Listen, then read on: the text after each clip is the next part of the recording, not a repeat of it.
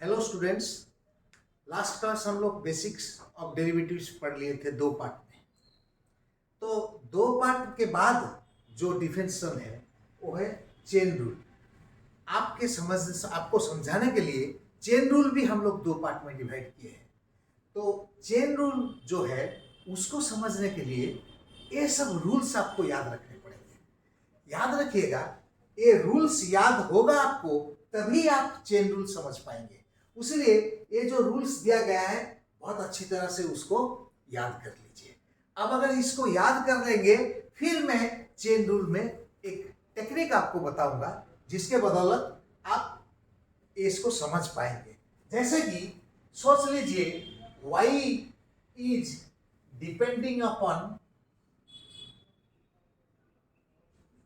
u and u is depending upon x, then कोई आपको पूछेगा कि dy by dx क्या होगा। अब सोच लीजिए यहां ये फंक्शन ऑफ x था तो उसको आप derivative of x dy by dx के साथ कर सकते हो। यहां sin x था उसको भी आप dy by dx of sin x कर सकते हो। यहां cosec x था, सारे के सारे फंक्शंस जो डेरिवेटिव हुए हैं यहां पर सबके सब फंक्शंस ऑफ x थे, इसलिए तुरंत आप dy by dx में उसको कर लिए। यहां भी वही हालत है ये तीनों में। बट ऐसे भी फंक्शन होते हैं जो बीच में और एक का ऊपर डिपेंड करता है, तो उसको डेरिवेटिव करने के लिए आपको चेन रूल सीखना पड़ेगा जिसके अंडर में आएगा y is depending upon u, u is depending upon x, then dy by dx हो जाएगा dy by du into du by dx। आपको अच्छी तरह से मालूम है कि y u के साथ डिपेंड कर रहा था, तो dy by du आप कोई भी फॉर्मूला लगाने से कर पाएंगे। वैसे y u भी x के ऊपर डिपेंड कर रहा था, तो du by dx भी आप कोई भी फॉर्मूला के ऊपर डिपेंड करके कर पाएंगे। तो पहले फर्स्ट पॉइंट, ये सारे फॉर्मूले, ये सारे थ्योरम्स आपको याद रखना है। After that we are proceeding.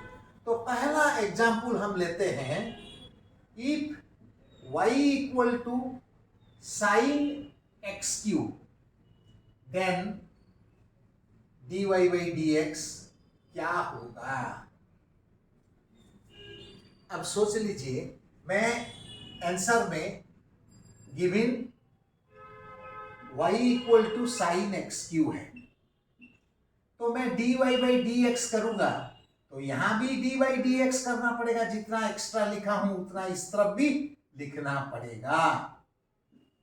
अब ये जो dy by dx of sine x Q आप फॉर्मूला में डालोगे, यहाँ dy by dx of sine x है, cos x यहाँ पर लगा नहीं पाओगे आप, क्योंकि आप x के साथ यहाँ पर डिफरेंशिएशन कर रहे हो। यहाँ पर एक फंक्शन x था, यहाँ पर डेरिवेटिव भी x के साथ हो रहा था, तो तुरंत आपको cos x नजर आया।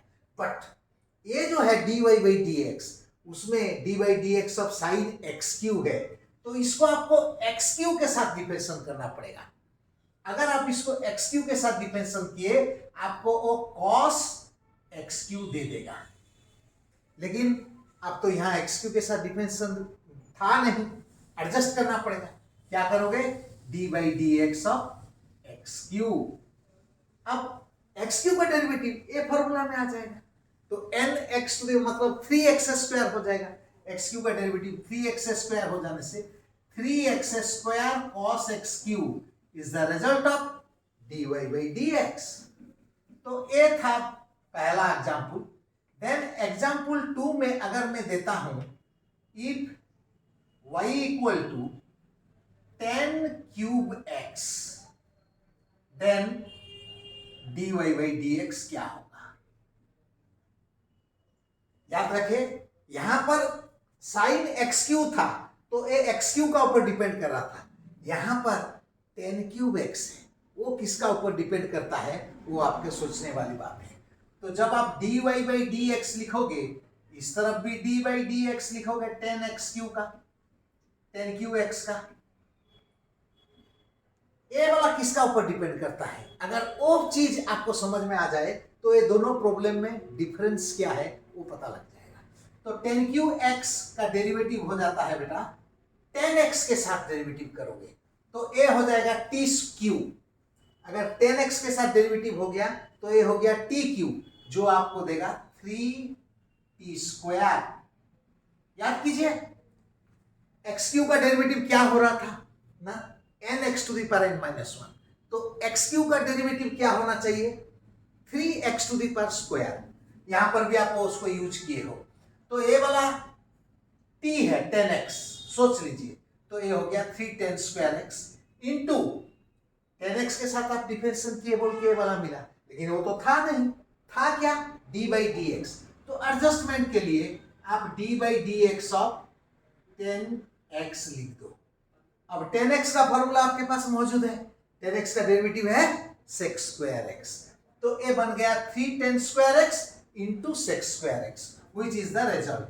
ये बन गया 310²x इंटू sec²x, ये आ गया आपका dy/dx।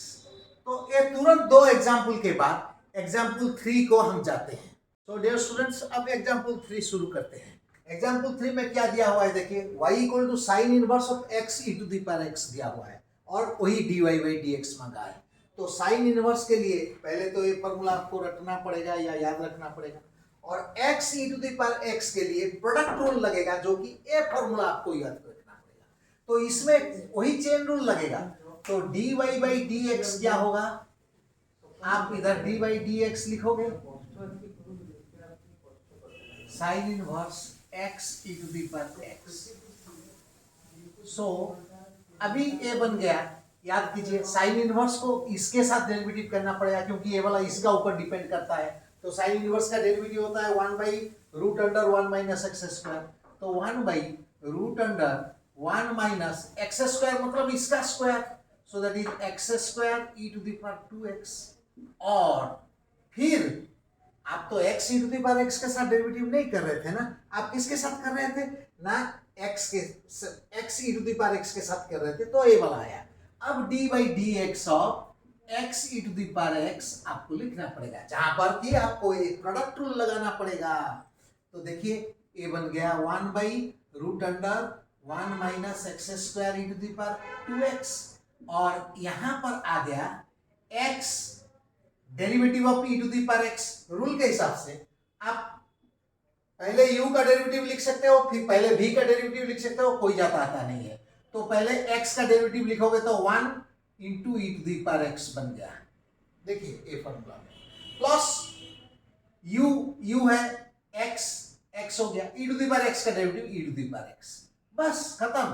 तो dy/dx मिल गया आपको, e⁻x अगर कॉमन ले लेते हो तो यहां पर आएगा 1 + x अपन √1 - x² e⁻2x।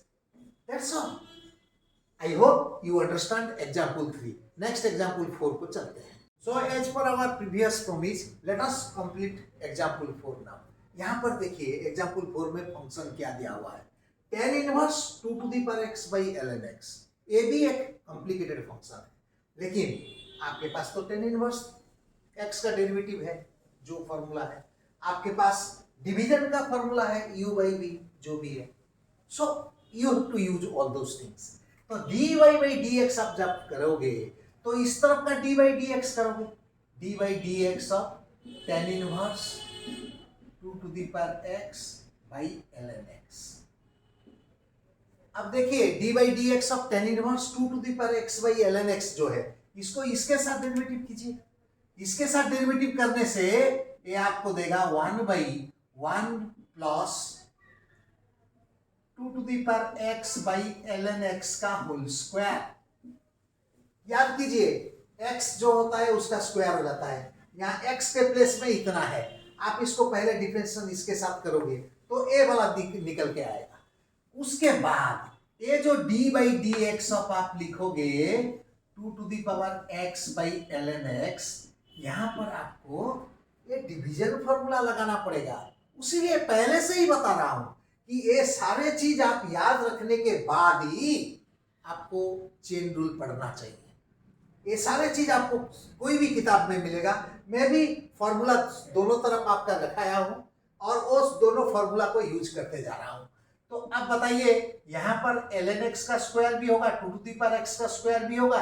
ln x को एलसीएम लोगे तो ऊपर चला जाएगा, तो ये आ जाएगा ln x का स्क्वायर अपन ln x का square plus 2 to the power 2x। Then यहां पर आपको डिवीजन रूल पड़ेगा। तो ये ln x का स्क्वायर होता है, यहां रूल देखिए, नीचे में v स्क्वायर होता है, यहां नीचे में v स्क्वायर है ना, वही चीज यहां पर यूज किए हैं, u बाई v। तो ए वाला हो जाएगा ln x into 2 to the power x का डेरिवेटिव फॉर्मूला के हिसाब से, minus 2 to the power x ln x का डेरिवेटिव। अब देखिए यहां पर ऊपर ए वाला चल गया था, तो ए वाला और ए वाला कैंसिल हो जाएगा, नीचे में डिनोमिनेटर में खाली यही नजर आएगा आपको। तो यहां पर ये दोनों कैंसिल कीजिए, ऐसे पूरा काटने का जरूरत नहीं है, जस्ट आप फील कीजिए कि ये दोनों कैंसिल हो जा रहे हैं, नीचे में ये वाला है। तो यहां पर ln x का square plus 2 to the power x, 2 to the power x का स्क्वायर था जो कि 2 टू द पावर 2x है, और यहां ln x, अब 2 टू द पावर x का डेरिवेटिव हो जाएगा 2 to the power x ln 2। कौन सा फॉर्मूला लगा? ये वाला फॉर्मूला लगा, a to the power x का derivative a to the power x ln a। तो यहाँ 2 टू द पावर x था, तो 2 टू द पावर x का derivative 2 to the power x ln 2 minus यहाँ हो जाएगा 2 टू द पावर x है, और ln x का डेरिवेटिव आपको भी नजर आएगा 1 बाई x। अब आप चाहो तो इसको और सॉल्व कर सकते हो, और सॉल्व करने से भी आप और ज्यादा कुछ नहीं पाओगे। सो आई होप ये चारों एग्जाम्पल आपको समझ में आया होगा। इसके बाद का एग्जाम्पल के लिए पार्ट 2 को आपको डिपेंड करना पड़ेगा। तो बच्चों आज के लिए इतना ही, जल्दी ही मिलते हैं इसका नेक्स्ट पार्ट में, नेक्स्ट वीडियो में। Thank you.